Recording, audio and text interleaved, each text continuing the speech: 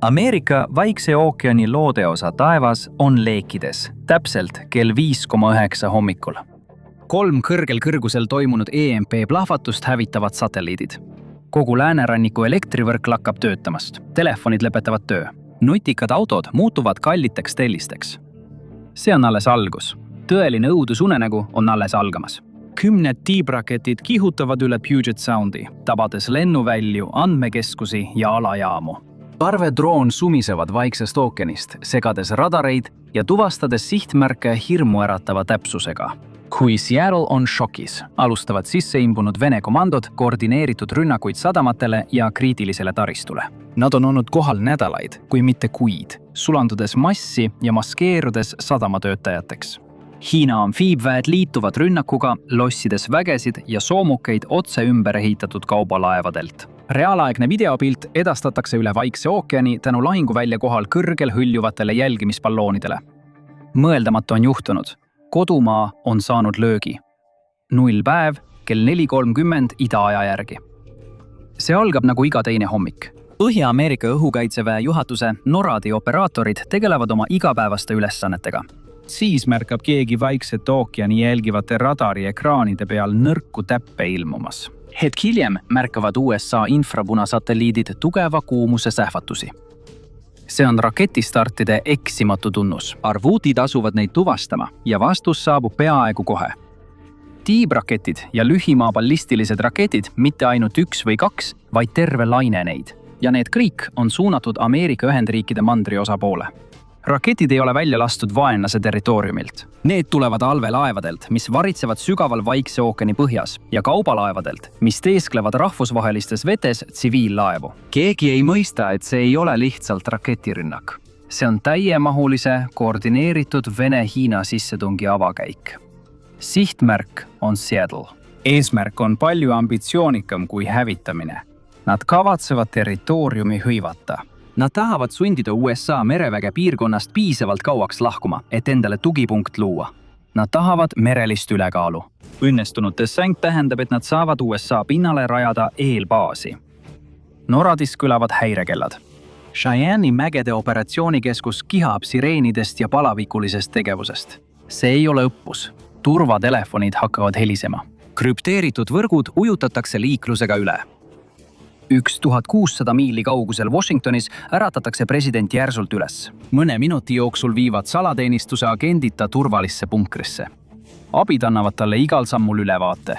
Olukord on muutlik, asjad arenevad kiiresti. Kõik, mida keegi teab, on see, et Ameerikat rünnatakse. Vaid 7 minutit hiljem on vastus juba käimas. Üle kogu riigi tõusevad õhku õhuväe ja rahvuskaardi üksused operatsiooni Noble Eagle raames. See on pärast 11. septembrit alanud kodumaise õhukaitsemissioon, mille eesmärk on kaitsta Ameerika õhuruumi. Fort Worthis kihutavad 2 F-16 hävitajat mööda stardirada ja tõusevad koidu taevasse enne, kui nende piloodid on täielikult ärganud. Üle kogu USA, Massachusettsist Hawaii'ni tõusevad valmisolekus hävitajad, F-15 Eagle'id, F-22 Raptorid ja mereväebaaside FA-18D hoiatuse korral minutitega õhku. Radarikontrollerid annavad neile sihtmärke, kui nad kihutavad ohu suunas. Nende ülesanne on lihtne, hävitada lähenevad raketid ja leida kõik, mis järgmisena tuleb. Samal ajal maandavad NORAD ja FAA kõik tsiviillennud. See on samm, mida pole nähtud pärast 11. septembrit, kuid seekord pole eesmärk turvata õhuruumi pärast rünnakut. Eesmärk on see enne pealahingu algust tühjendada. Kell 4,45 hakkavad raketid saabuma.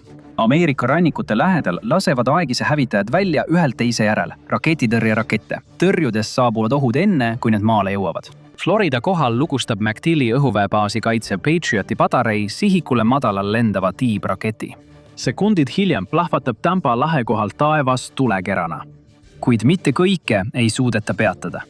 Läänerannikul on rünnak halastamatu. Tiibraketid tabavad Põhja-Californias varajase hoiatuse radari välju, pimestades osa kaitsevõrgustikust just siis, kui komandörid seda kõige rohkem vajavad.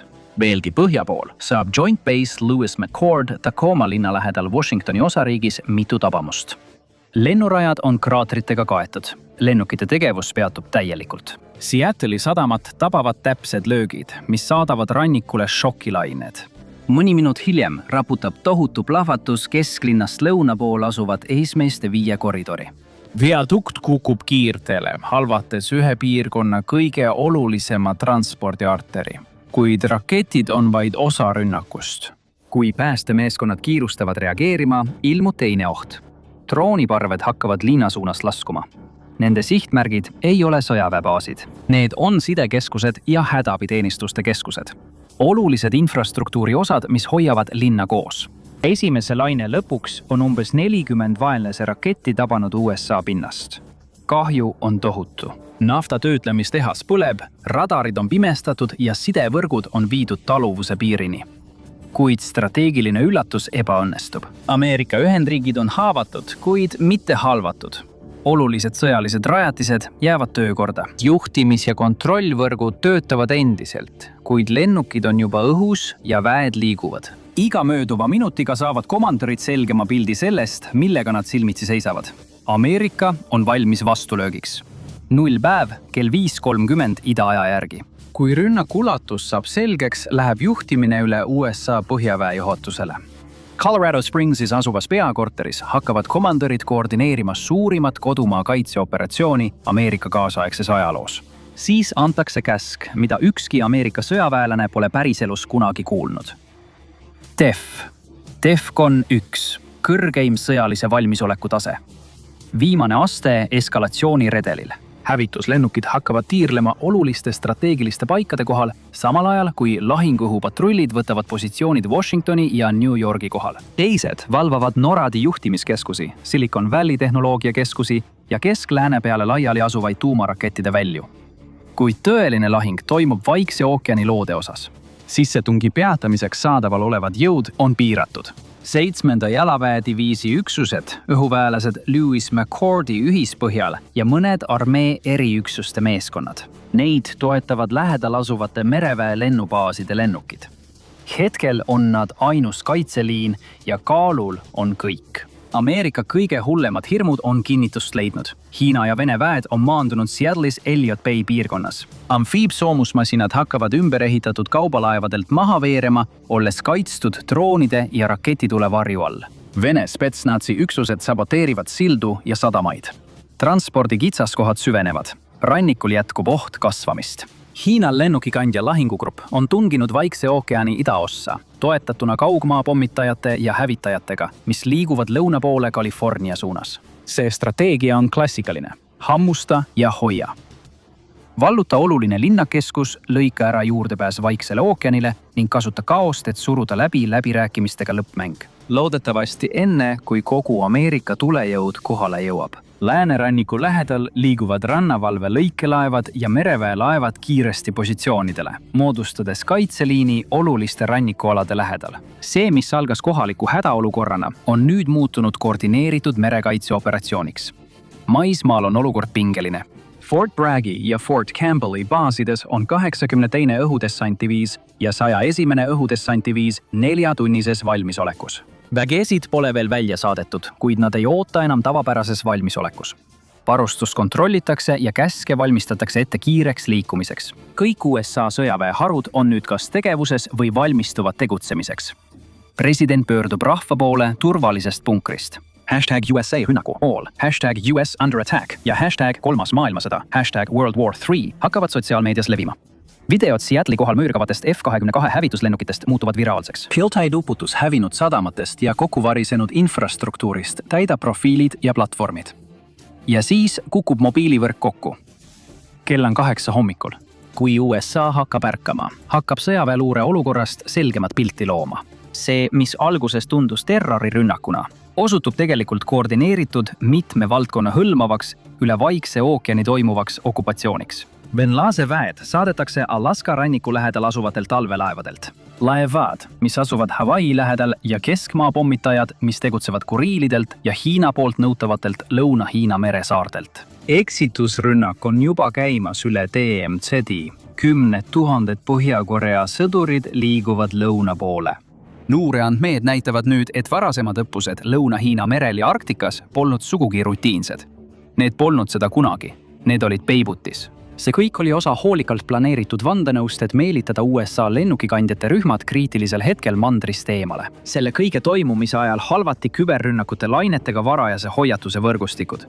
Segati satelliitülekandeid ja tõkestati olulist sidet. Väikese, kuid ohtliku ajavahemiku jooksul on USA luure sisuliselt pime. See on just piisavalt pikk aeg, et ründelaevastikud saaksid märkamatult lähemale liikuda. Esialgsed märgid viitavad koordineeritud tellija riskantsele käigule. See on katse haarata Vaikse ookeani piirkond ja sundida Ameerika vägesid kiiresti ja jõuliselt sisemaale taanduma. Kuid see eelis on lühiajaline. Hoolimata rünnaku ulatusest püsib USA vastupanuvõime. Valitsuse järjepidevuse protokollid rakenduvad koheselt. Sügavalt maa all asuvad juhtimissõlmed Cheyenne'i mäel ja Raven Rockis jäävad töökorbe. Turvalised ühendused suunatakse ümber. Pärast esmast šokki hakkab USA oma vastust planeerima. Kui keskpäev saabub, näeb Pentagon suuremat pilti. Venlase väed on hõivanud Seattle'i. Mereväe liikumised viitavad, et järgmisteks sihtmärkideks võivad olla California rannik või Alaska. On aeg USA'l oma lihaseid näidata.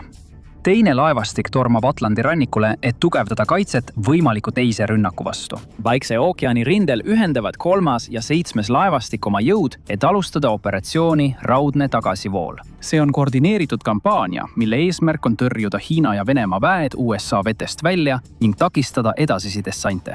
F-35 lahkuvad San Diego lähedal asuvatelt lennukikandjatelt ja lendavad põhja poole. Nende all liiguvad B-8 Poseidonid aeglastel sihipärastel kaartrajektooridel üle Vaikse ookeani. Need allveelaevu jahtivad kiskjad kammivad ookeane, otsides kõike, mis sinna ei kuulu. Tagapool käivitavad Barksdale'is asuvad B-52D ja Ellsworthis asuvad B-1D oma mootorid, olles valmis sooritama distantsilt tehtavaid kaugrünnakuid kõigi dessandi juhtlaevade vastu, mis julgevad rannikule liiga lähedale tulla. Maismaal on reageerimine sama kiire. Armee ja merejalaväe üksused liiguvad kiiresti mööda rannikut, et moodustada Seattle'i ümber kaitsering. Kiirteed muudetakse kolonni- ja koondumiskoridorideks. Nende taga kindlustavad rahvuskaardi üksused Washingtonis, Oregonis ja Idahos olulisi teid. Tsiviilisikud evakueeritakse võimalikest konfliktipiirkondadest. Võitlus Seattle'i ja kodumaa eest on alanud. Esimene päev. Viimati mobiliseeris Ameerika sellises ulatuses pärast Pearl Harborit 1941 aastal. Isegi siis toimus võitlus ookeani taga. Seekord ei ole kauget rindejoont. Seattle on okupeeritud ja läänerannikust on saanud lahinguväli. President rakendab sõjapidamise volituste seadust ja kuulutab välja riikliku eriolukorra. Mõne tunni jooksul aktiveerivad kõik 50 kuberneri oma armee ja õhu rahvuskaardi üksused. Peaaegu 325 000 armee rahvuskaardi sõdurit ja 105 000 õhuväe rahvuskaardi lennuväelast on föderaalses teenistuses. Riigikaitse tugevuseks saavad nad peaaegu üleöö. Kodanikest sõdurid liiguvad sildade, elektrijaamade, sidekeskuste ja valitsushoonete turvamiseks. New Yorgis kaevuvad rahvuskaardi mehed liivakottidega kindlustatud positsioonidele, kust avaneb vaade Hudsoni jõele. Washingtonis DC's tekib Kapitooliumi ja Pentagoni ümber üha rohkem kontrollpunkte, muutes maamärgid kontrollitud koridorideks. Aga läänes tundub kõik hoopis teistsugune. Portlandis on maanteedest saanud kaitseliinid. Spokanes on õhutõrjepatareid paigutatud lennujaamade ümber. Eugene'ist kuni Bellinghamini on olulised ristmikud kaitstud. Sõdurid kaevuvad sisse ja ootavad. Seattle, mis endiselt põleb, on muutunud linna lahingutandriks, mille üle käib võitlus. Ühendbaas Lewis McChord sai esimesel päeval tugeva löögi ja on endiselt vaenlase käes. USA üksused püüavad hoida rindejoont Tacoma lõunaosas. Tsiviilelanike evakuatsioonid jätkuvad. Sageli liigeldakse koridorides, mis on ohustatud droonirünnakutest. Venlase kavatsusi on järjest raskem mitte märgata. Sisse kaevuda, katkestada täienduste liikumine ja võita piisavalt aega, et luua üle Vaikse ookeani logistiline eluliin.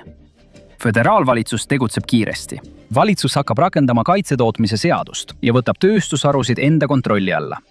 Kütus suunatakse sõjaväe konvoidele. Tsiviillennukid kohandatakse transpordilendudeks. Laskemoon ja droonid tulevad vabrikutest ööpäevaringselt. Juhtkond viiakse kiirkorras turvalistesse paikadesse, nagu Cheyenne Mountain ja Raven Rock. Kongress peab endiselt istungeid krüpteeritud videolinkide kaudu. Nende näod vilguvad ekraanidel betooni ja luminofoorvalguse all. Tundub, et rahva kindlameelsus on suutnud püsima jääda. Praegu veel. Rünnakutsoonide lähedal hakkavad pinged üle keema. San Diegost kuni Salt Lake'ini täidavad ümberasustatud tsiviilisikud maanteid ja varjendeid. Süsteemid hakkavad murdumispunkti jõudma. 48 lääneranniku maakonnas kehtestatakse liikumiskeelud. Algab paaniline ostmine ja rüüstamine. Poed tühjenevad tundidega. Toit, kütus ja muud esmatarbekaubad kaovad. Ühiskond variseb seal kokku. Teine päev. Ameerika on relvaarmastajate rahvas. 393 miljonit kodanikku omavad tulirelvi. Üle kogu riigi teevad korrakaitseorganid koostööd omakaitserühmitustega ja relvaklubidega, et luua kiire reageerimise üksused. Sõnum on lihtne. Hoidke positsiooni seal, kus te olete. Kui esmane šokk on kontrolli alla saadud, keskendub USA sõjavägi oma rannikualade ja põhjakaitse jäänuste kindlustamisele.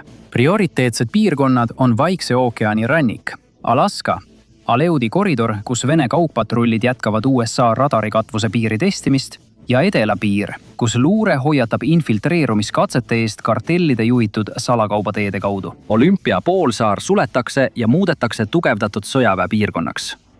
Ranniku suurtükipatareid paigutatakse Puget Soundi sulgemiseks. Mereväe siilid ja merejalaväe luuremeeskonnad liiguvad San Juani saartele, otsides lõkse, mahalaadimispunkte ja kõike, mis ei peaks nende vahel asuvates kanalites triivima. Mööda rannikut maskeerivad merejalaväelased tankitõrjepositsioonid maastikku. Kaljud, viaduktid, sillad ja suured maanteelõigud saavad kõik koduks Javelinidele ja tõudele. Kopteriüksused patrullivad pidevalt mööda maantee number 1, lennates madalalt ja kiiresti piki rannikut, jälgides kõike, mis üritab peamistest kaitseliinidest läbi murda.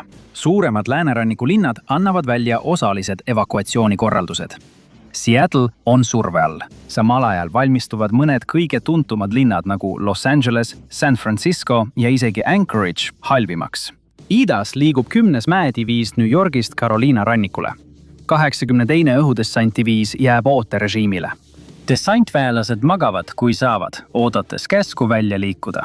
Mõlemale USA rannikule on paigutatud üle 250 000 tegevteenistuses sõduri, keda toetavad 100 tankid ja soomukid. AWACS-i droonid ja satelliidid panid lahinguvälja pildi kokku. Kõik hoiavad hinge kinni. Kui lahing Seattle'i pärast põhjas jätkub, avab vaenlane teise rinde. Kui udu püsib California keskosa rannikul, liigub tähelepanu kõrvalejuhtimiseks mõeldud amfiibvägi Vandenbergi kosmosejõudude baasi suunas. Kiired paadid libisevad madalalt üle vee. Kopterid on peaaegu lainete kohal. See on katse tähelepanu hajutada, et tekitada jõududes kõhklust ja otsida nõrkusi läänerannikul. Kuid seekord on USA väed valmis. Õhutõrjemeeskonnad valgustavad pimedust äkiliste tulejoontega. Taevas täitub Avengeri ja FIM-92 Stingeri rakettidega. Mõned kopterid ei jõua kunagi maale, muutudes lainetest tulepallideks. Kaugemal tiirutavad AC-130 tuletoetuslennukid tiheda F-35 saatel, muutes läänemisteed hävitustsooniks enne, kui dessantvägi jõuab korralikult formeeruda. Luidedel varitsevad 75. Rangheri rügemendi üksused, varjudes liiva ja põõsaste vahel. Kui vaenlane randub, puhkeb kaos. Miinipildujad pommitavad rannajoont. Kuulipildujad pühivad rannajoont tulega. Lahing saab läbi vaid 2 tunniga. Kui haavatud rannalt evakueeritakse, viiakse ellujäänud vaenlased sõjaväevangistusse. Esialgsed ülekuulamised hakkavad maalima teistsugust pilti. Seattle on rünnakubaas. See on tahtlik katse vallutada suur Ameerika linn, varustada seda merelt ning muuta see pikaajaliseks survepunktiks. Vaenlane soovib lõhestada logistikat, tähelepanu ja moraali kogu läänerannikul. Väiksemad dessandid võivad siiski jätkuvalt rannikul nõrku kohti otsida. Kuid Seattle on peamine eesmärk. USA põhjaväe juhatus vastab samaga. Esimene merejalaväediviis liigub Los Angelese piirkonda. 3. jalaväediviis liigub Georgiast läände. Soomusmasinad laaditakse rongidele ja laevadele, pikk logistikaahel ärkab ellu sõjaaegse kiirusega. Kogu Vaikse ookeani rindel tugevdatakse õhukaitset. Patrioti ja THAAD-i patareid ümbritsevad Los Angelest ja San Diegot. Lahingulennupatrollid tiirutavad Vaikse ookeani kohal, tagades pideva ja kattuva kaitse. Lennuki kandjate löögigrupid Carl Vinson, Theodore Roosevelt ja Abraham Lincoln hajuvad üle Vaikse ookeani, otsides teist ja 3. lainet. Lisalennuki kandjad suunduvad Hawaii ja Guami poole, et katkestada vaenlase täiendused. Kuid Ameerika pole üksi. Liidud hakkavad kinnistuma. Kanada on esimene, kes annab oma naabrile täieliku operatiivse toe. CF-18 hävitajad moodustavad Vancouverist lahingupatrulle. NATO radarivarustus saabub Euroopast, laiendades jälgimisvõrku üle Vaikse ookeani lähenemisteede. Jaapani mereväe enesekaitsejõudude hävitajad liituvad USA mereväega, et alustada Kesk-Vaikse ookeani puhastamist ja kontrolli all hoidmist. Sõda ei ole enam kohalik. Üle 500 000 Ameerika sõduri tegutseb nüüd üle kogu riigi. Aktiivteenistuses olevad rahvuskaardi ja reservväelased koos kõigi 3 merejalaväe diviisi ja arvukate soomusüksustega. Õhus täidavad peaaegu 1500 hävituslennukit Ameerika taeva, viies läbi lakkamatuid õhupatrulle. Mereväel on üle 100 sõjalaeva ja 60 allveelaeva, mis moodustavad ümber mandri tugeva perimeetri. See on raudne ring, mis muutub iga tunniga tihedamaks. Raketikaitsesüsteemid katavad olulisi piirkondi, samal ajal kui NORAD integreeritud võrk jälgib lahinguvälja katkematut pilti. Üllatusrünnak on läbi kukkunud. Seattle püsib endiselt, kuid on ära lõigatud ja pideva surve all kurnatud. Täiendused enam läbi ei pääse. Mereühendusteed sulguvad ründajate selja taga. See, mis pidi olema tugipunkt, hakkab nüüd paistma lõksuna. Olles tõrjunud esialgse rünnaku ja stabiliseerinud kaitseliinid läänerannikul, muudab Ameerika strateegia suunda. On aeg vastulöögiks. Seattle'i enklaav püsib. Praegu on vaenlase väed Ameerika Ühendriikide liinide taga isoleeritud, 100 miilide kaugusel usaldusväärsest järelväest. Ja merel hakkab olukord otsustavalt muutuma. Koduväljaku eelis hakkab ilmnema. Ameerika logistika saab hoo sisse. Raudteeliinid, maanteed, laod ja eesliinibaasid varustavad rinded kiirusega, millega ründaja sammu pidada ei suuda. See, mis näis olevat ootamatu ja ülekaalukas löök, põrkub nüüd kokku tööstusliku mastaabi tegelikkusega. Vene-Hiina riskantne käik hakkab paistma teistsugusena. See näib olevat jõudude ülevenitamine. Tuginedes Teise maailmasõja Vaikse ookeani kampaaniate õppetundidele, läheb USA tõkestamiselt üle süstemaatilisele survele. Mitte ainult selleks, et hoida rindejoont, vaid et lahingruumi kokku suruda ja seejärel see likvideerida. Kui see on tehtud, saavad nad pöörduda Vaikse ookeani poole ja muuta selle kõigi täiendavate vägede jaoks surnuaiaks. Koidikul vallandab Ameerika põrgu. 509. pommituslennuväe Tiiva B2 Spirit pommitajad tõusevad õhku Whitemani õhuväe baasis. Nende missiooniks on hävitada vaenlase ujuv juhtimisstruktuur lääneranniku lähedal. Nad libisevad üle Vaikse ookeani õhuruumi nagu kummitused, peaaegu radarile nähtamatud. Nad lasevad täppis-JDM-id otse 2 Hiina ja Venemaa juhtimis- ja kontrollilaeva pihta. Kaugel nende all sööstavad Diasi õhuväebaasist B1B Lancerid lõunapoolsetelt suundadelt kiiresti ja madalalt sisse. Kaugelt lausavad nad oma laengud välja koordineeritud lainena, saates kaugmaa laevavastased raketid üle ookeani pinna kihutama saatelaevade gruppide ja transpordikolonnide suunas, mis püüavad perimeetrit hoida. Virginia ja Los Angelese klassi ründetuumalveelaevad on juba positsioonidel Hawaii ja Kanali saarte lähedal. Tiibraketid paiskuvad sügavusest välja, tabades mereväeüksusi ja improviseeritud avamere logistikaplatvorme, mis olid hakanud Seattle'i sillapead toetama.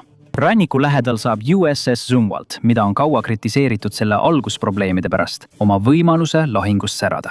Kui vaenlase alused kihutavad Oregoni rannikule, laseb Zumwalt välja ülikiired mürsud, purustades kered juba enne, kui need laineteni jõuavad. Veenlasel jääb relvajõust puudu, ta on ümber piiratud ja tal on üha vähem valikuid. Keskpäevaks on vaenlase alused leekides. Üks laev teise järel ilmub infrapunakaameratesse põlevate siluettidena. Mõned murravad formatsioonist välja, teised on vees liikumatult ja mõned on juba täielikust taganemisest tagasi pöördunud. Huulikalt kokku pandud invasioonilaevastik hakkab mitmes suunas tuleva pideva surve all lagunema. Veenlase lennukikandja saab korduvalt tabamusi ja kaotab manööverdamisvõime.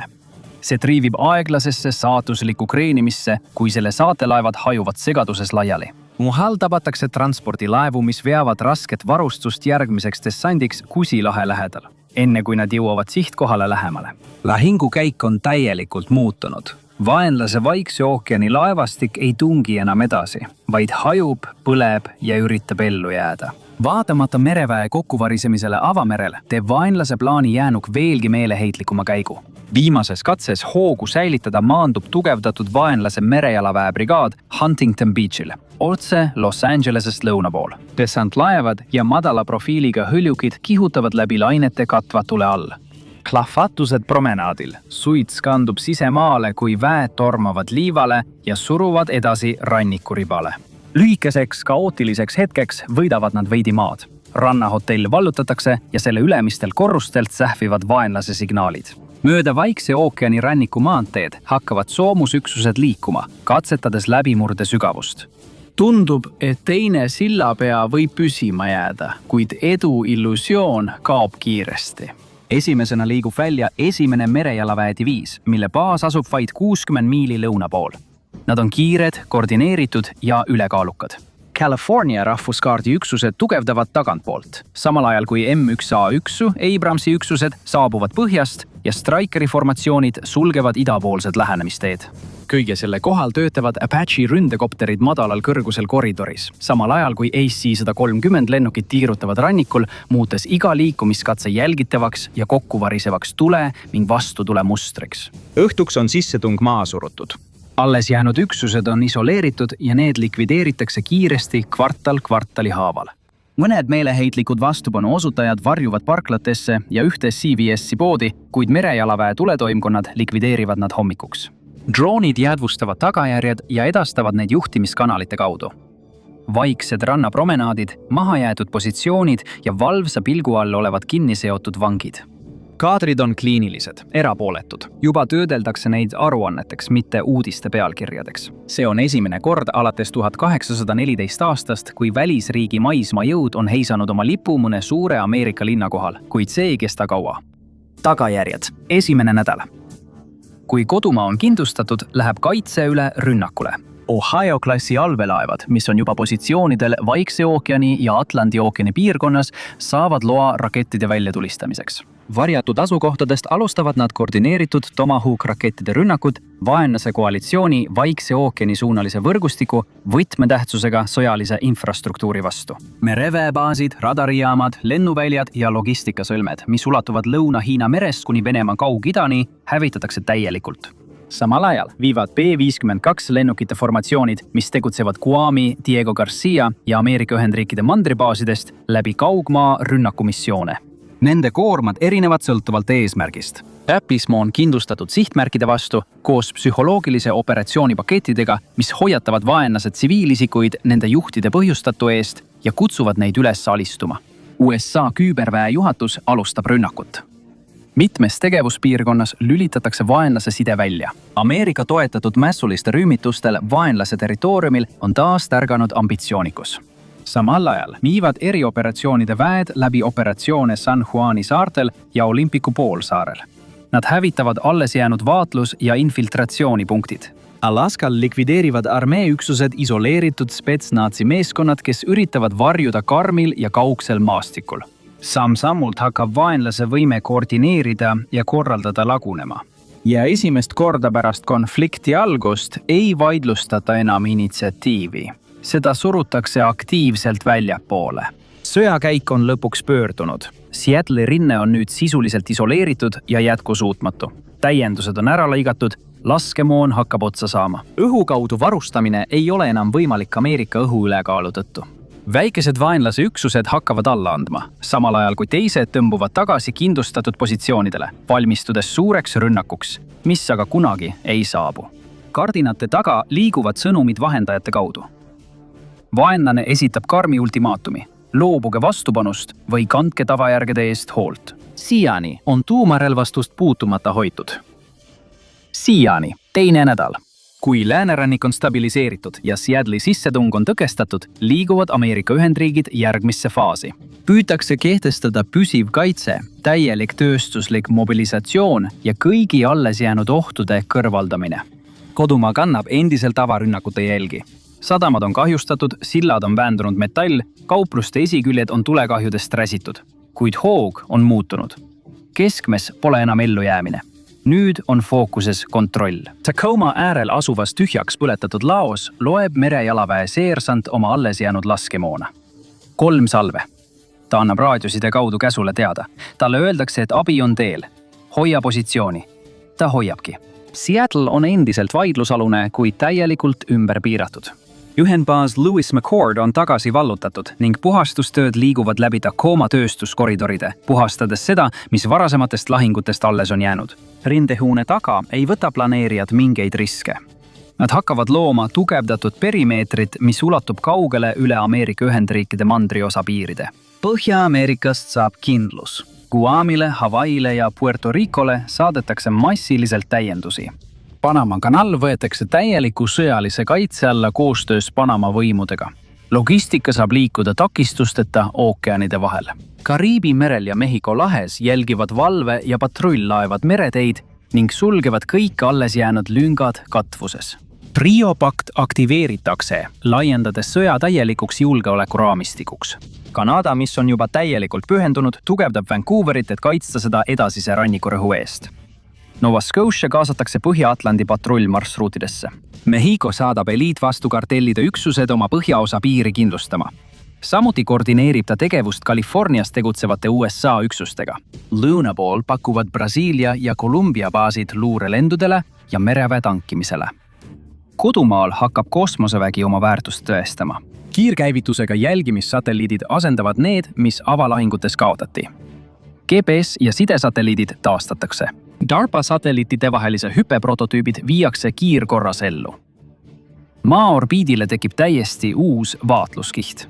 USA rannikualadel ulatub üle horisondi radarite ja õhupallide võrk Pajast kuni Briti Kolumbiani, luues pideva varajase hoiatuse süsteemi. Tsiviilõhujõudude patrullüksused katavad madalaid kõrgusi, samal ajal kui tsiviildroonide operaatorid laiendavad koordineeritud juhendamise all mitteametliku rannikualade jälgimist. Kohalikud merenduskogukonnad, kalalaevastikud, erapaadid ja rannikupatrulli abiteenistused edastavad reaalajas vaatlusi piirkondlikesse juhtimiskeskustesse. See pole enam ainult sõjaväe asi.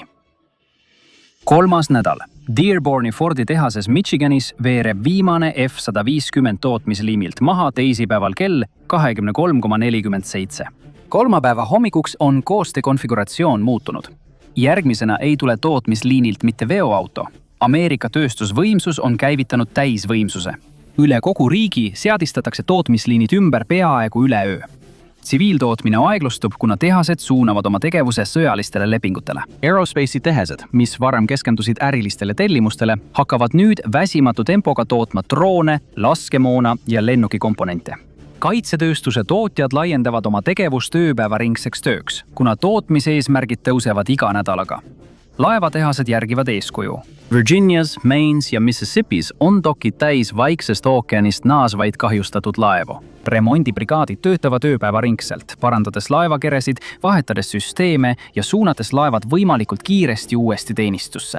Vanemad reservlaevad võetakse hoiust välja ja moderniseeritakse modulaarsete raketipoodide ning tehisintellektil põhineva ohu jälgimisega. Samal ajal kiireneb uute laevade ehitus sõjaaegsete eriõiguste alusel. Tööjõu kasv on sama muljetavaldav.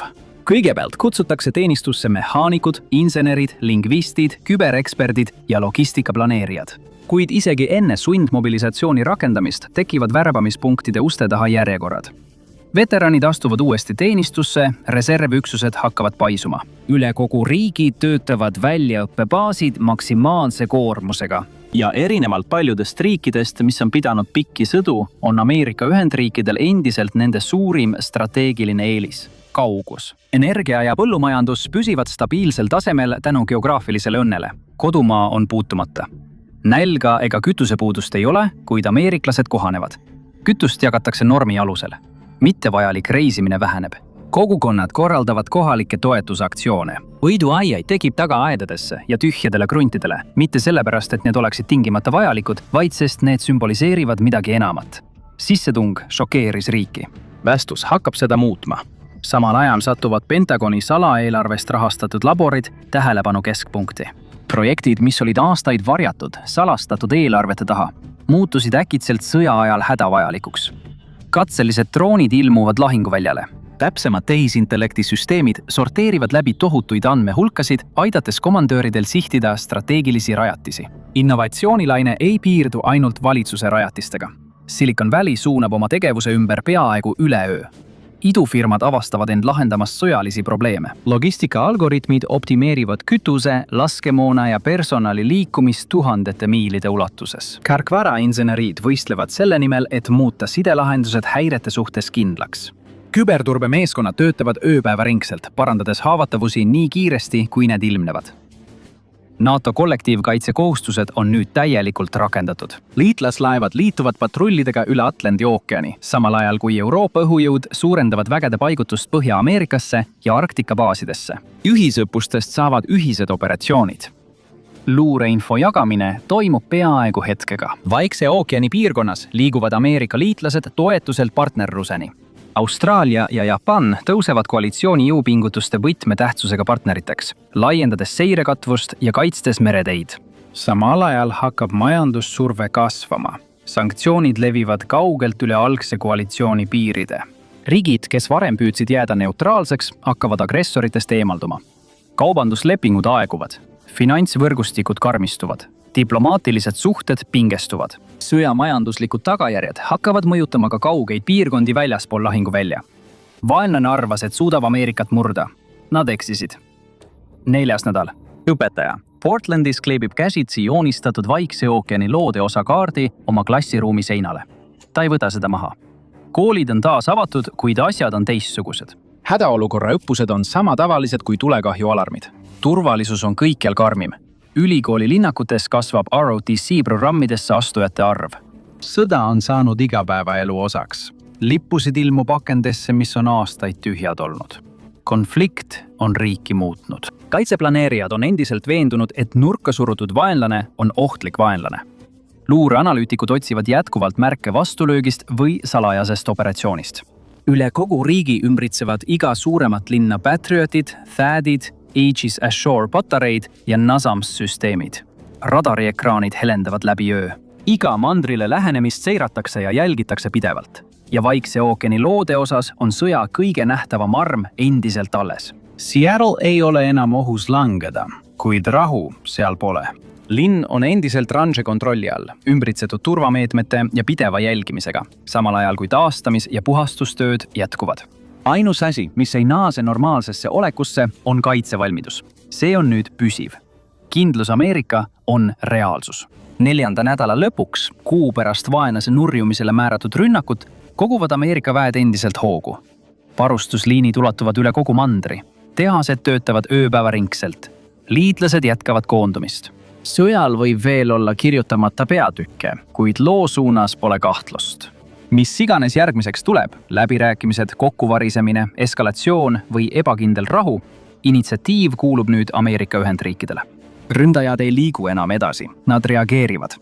Sissetung Seattle'isse pidi maailma šokeerima ja seda ta ka tegi, kuid mitte nii, nagu selle arhitektid lootsid. Nad ootasid hirmu. Selle asemel leidsid nad otsusekindlust. Nad ootasid lõhestumist, selle asemel leidsid nad ühtsust. Nad arvasid, et Ameerika murdub sõjas omaenda pinnal. Selle asemel äratasid nad kogu rahva jõu. Vaenlase laevastik purustati. Nende eliitväed löödi üle. Rünnak muutis maailma vaid mõne tunniga, kuid vastus muutis seda aastateks. Sõjaajaloolased veedaksid aastakümneid operatsiooni analüüsides, otsides hetke, mil kõik valesti läks. Mõned viitavad ülepikendatud varustusliinidele, teised aga mere ülekaalu kindlustamata jätmisele. Veel teised toovad esile uskumuse, et piiratud okupatsioon suudaks vastu pidada Põhja-Ameerika tööstuslikule, geograafilisele ja poliitilisele jõule. See, mis algas katsega nihutada jõudude tasakaalu, muutus strateegilise ülepinge õppetunniks. Kampaania, mis võitis pealkirju, hõivas territooriume ja köitis maailma tähelepanu, avastas lõpuks, et nende saavutuste hoidmine oli raskem kui nende vallutamine. Ameerika vallutamise juures polnud kõige raskem sisse pääseda, vaid välja pääseda. Aitäh, et täna minuga liitusid. Loodan, et sulle meeldis video. Kui soovid näha rohkem selliseid videoid, siis palun kaalu tellimist ja teavituste sisse lülitamist. See tõesti teeb vahet. Aitäh veel kord ja kohtume järgmisel korral saates Map Back.